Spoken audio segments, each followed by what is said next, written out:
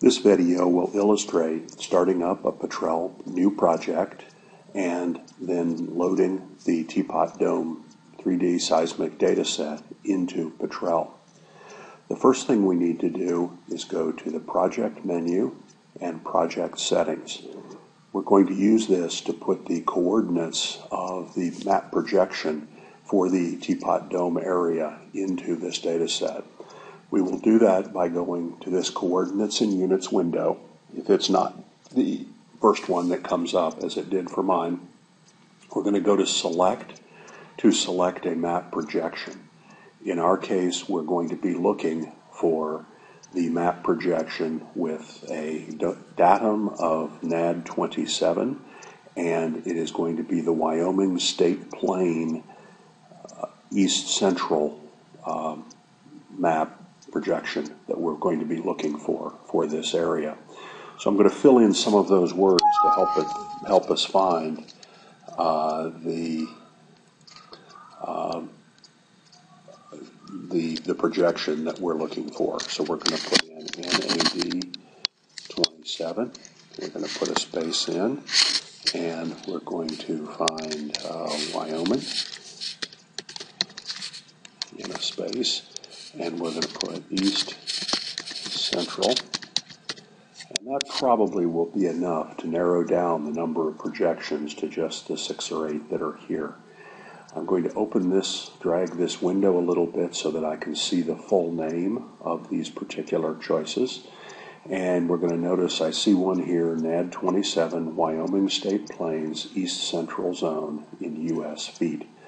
There are several others here we could click, but this one will work. So I'm going to select that. I'm going to say OK. It's going to give me a warning that I'm changing the coordinate system. In this case, I want to make this change. It's on purpose. So I'm going to say OK. The other thing I'm going to change is the unit system, which for most drilling in the United States will be not metric units, but rather in this case field UTM. You'll notice that all of the features down here are either in milliseconds or feet per second. Feet per second. So this is the set of coordinates that we'll be using. I'm going to say OK to set this for my project so that the project will assume data come in that format. Now we're going to have to populate the input pane, so we're going to go up to Insert, and we're going to go down to New Seismic Main Folder. This is going to contain all of our interpretations. It can contain many surveys, many seismic data sets that we might want to add for this area. So I'm going to click that. I get just the name seismic, which is all right for the moment. Now I'm going to use the right button to click and add a folder that will allow us to insert a specific seismic survey. In this case, our 3D data set would be an example of this. So I'm going to click that. Make this window a little bit wider so we can see all of it. So that I have survey here. I'm going to open that with the right mouse button. I'm going to see the item called Import on Selection. This is a way to import data of the particular type that I've clicked on. So I'm going to click on that. And then I'm going to navigate to the 3D Teapot Dome data set. I'm going to first go up a little bit here. And this was this plus something I added here was part of what was on your the disk that I've given you, or that was available on the P drive. So what you want to do is find the Teapot folder, double click on that. 3D is for the 3D data from Teapot Dome that you'll be using. Double click on that. And then the SegWy file will be loading as FILT_MIG. This comes from the processor. It probably refers to a filtered migrated version of the 3D data. So I'm going to select that. I'm also going to notice down here that I have the files of a particular type. There's a list here that you can press the left mouse button and get many choices of different formats in which seismic data could be brought into the project. In our case, we're coming in with SegWy seismic data, so you want to make sure that's selected here.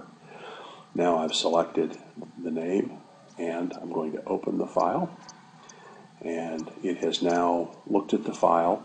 I'm going to give it a name that's more meaningful to me, which is Teapot Dome 3D, and that just works better for me. All of the rest of these options are basically correct.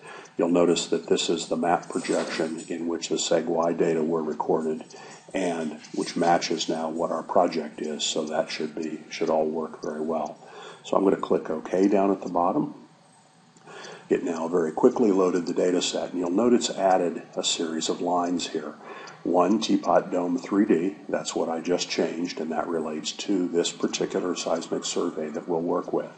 It also shows an inline number and a cross-line number, and these can be displayed very nicely in the display.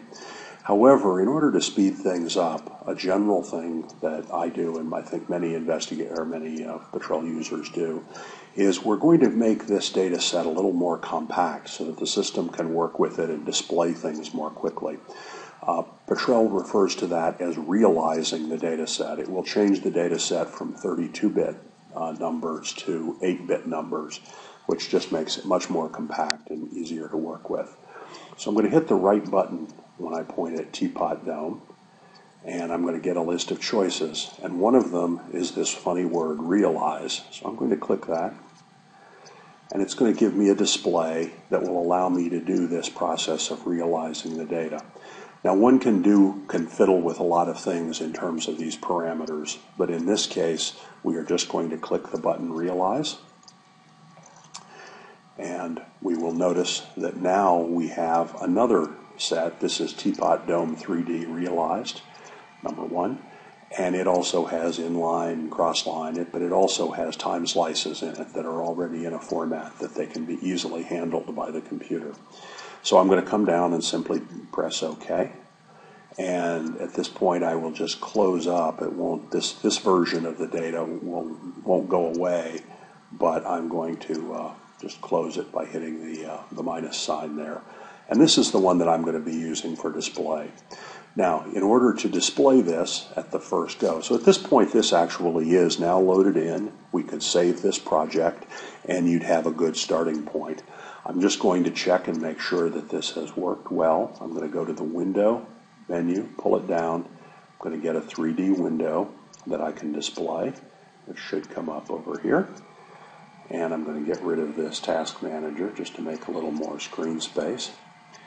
And now I can come in here and I can check all three of these if I choose. And what we're going to see right now is the time slice that's shown there. It's not a very good choice of a time slice, but then I can use this hand cursor to actually rotate this, turn it around, and we can see that I do have these. We can turn off the inline, so we know that the inline is this section. It runs sort of side to side on the survey. The cross section is the line that runs sort of along the length of the survey, and Z is the time slice. So we will be able to manipulate those and do all sorts of things. At this point, I'm going to go ahead and save this project. I'm going to do that by going up to File, pulling down Save Project As, and I'm then going to have an opportunity to navigate to a place where I want to put my projects. And so I'm going to go up to the computer. I'm going to go to this is my portable disk, like the one that you've received, underneath, and then here at any point I want, perhaps under this or perhaps in a drive folder of my own choosing. I'm going to open that. Here's my Teapot DSS folder. These are our various Teapot Petrel projects, and I'm going to put it in here. I'm going to call it the tutorial load project. And it will add all the subscripts that are needed. I'm going to say save, and it should do a fairly quick job of saving the data set, and now I will be able to open that later. Remember that and I can close this window now if I choose, and the data set has been saved. Be careful when you are taking the portable disk drive out, that you always eject it properly so that we don't corrupt anything in the data. The petrel data is kind of flaky. If you get in and in any way mess with the data that's in it, it can lose track of things. So I'm always very ready to make extra copies of the project so that I have ways to get back to data. Anyway, this completes the description of how to create a new data set or new project and to load data for the teapot. All of the other projects we will do will work in the same way. You'll be able to load the data relatively quickly and easily. Thank you.